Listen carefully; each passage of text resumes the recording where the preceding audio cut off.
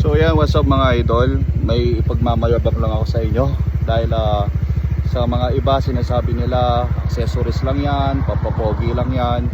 So papatunayan ko kayo na mali kayo mga idol. Tingnan nyo tong video to, legit na legit. Okay, so yan, park light pa lang niya yan mga idol.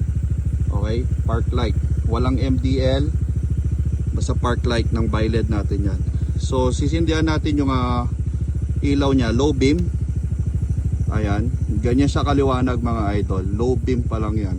Itong Biled natin to, 3 color to, i-off, tas on, off, tas on, di ba? Ganyan siya ganyan sa kaliwanag. So low light pa lang niya yan. So mag high beam pa tayo mga idol. Ayan yung kanyang high beam.